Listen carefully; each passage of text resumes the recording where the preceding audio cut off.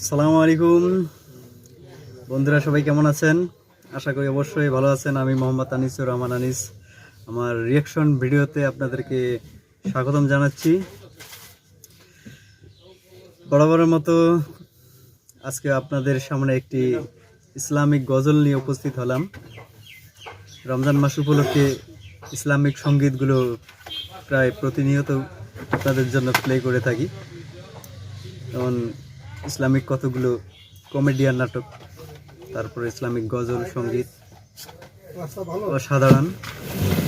তো ঠিক আজকে এরকম একটি গজল নিয়ে আপনাদের সামনে উপস্থিত হলাম। গজলটির নাম হচ্ছে দাও খোদা দাও আমায় আবার উমর দারাজ দিল। খুবই চমৎকার, শিল্পী জাইমা নূরের কণ্ঠে এরকম গজলটা খুবই সুন্দর এবং চমৎকার লাগে। তো চলেন শুনে আসা যায়।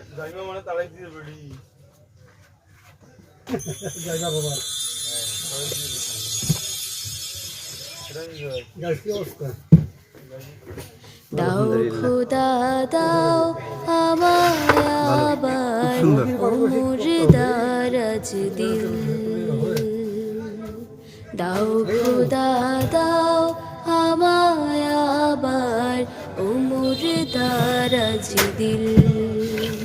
দাও আলীর মতো বেশ নানি, আলীর মতো বেশ নানি, জাকাতে নিখিল। দাও খোদা দাও আমায় আবার উমর দারাজ দিল। চমৎকার। হামজাকে দাও ঘরে ঘরে জীবন দিতে অকাতরে। হামজাকে দাও ঘরে ঘরে জীবন দিতে অকাতরে। আমার কাবা ভাঙতে নে, আমার কাবা ভাঙতে নে পাঠাওয়া বাবিল। দাও খোদা দাও আমায় আবার উমর দারাজ দিল। চমৎকার, অসাধারণ। দাও খোদা দাও আমায় আবার উমর দারাজ হৃদয় শীতল করানো একটি গজল। সচ্চাই মান দিয়ে পাঠাও শত সাহাবা,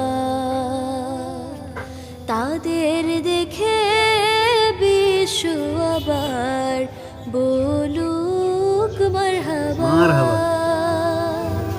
সচ্চাই মান দিয়ে পাঠাও শত সাহাবা, তাদের দেখে বিশ্ব আবার বলুক মারহাবা। আবার পাঠাও আবু বকর, ফিতনা ফাসাদ সুখ সমর। আবার পাঠাও আবু বকর, ফিতনা ফাসাদ সুখ সমর।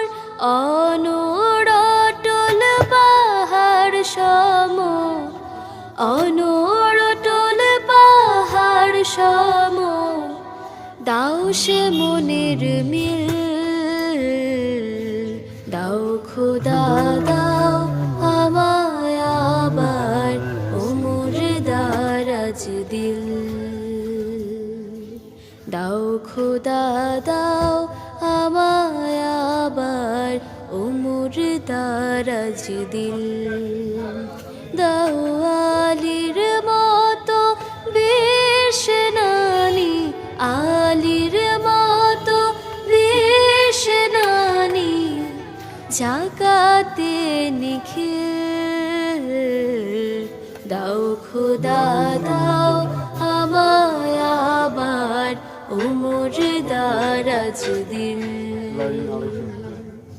দাও খোদা দাও আমায় আবার দারাজ দিল দাও খোদা দাও আমায় আবার উমর দারাজ দিল। ও গাইস, চমৎকার, অসাধারণ সুন্দর একটি ইসলামিক সঙ্গীত শুনলাম আমরা জাইমা নূরের কণ্ঠে।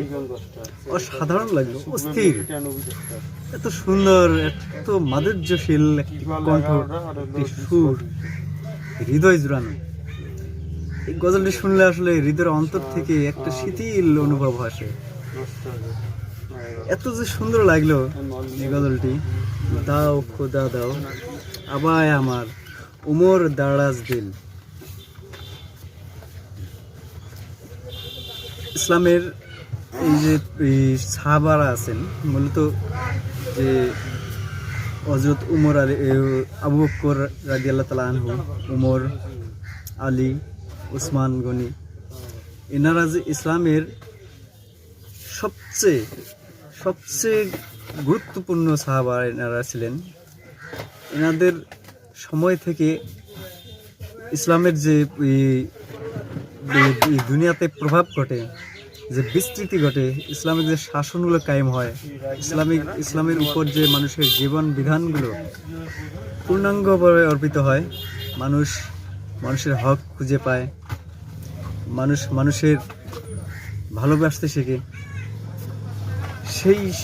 সেই সময়গুলো কিন্তু বর্তমান যুগে এখন আর নাই। এরকম আমার হয়তো হতে পারে মুসলমান, নামেই মুসলমান, কিন্তু অনেক সময় দেখা যায় যে মুসলমান ছদ্মবেশ নিয়ে চলি, কিন্তু মুসলমানের যে সঠিক কাজ, কর্মকাণ্ড, কার্যকলাপ, এগুলো আমরা সঠিকভাবে পালন করি না। মুসলিম হিসেবে সব দায়িত্ব পালন করি না। কেন? মূলত হচ্ছে আমাদের ইমানি শক্তি এতই দুর্বল হয়ে গিয়েছে, যার কারণে এই পরিস্থিতি।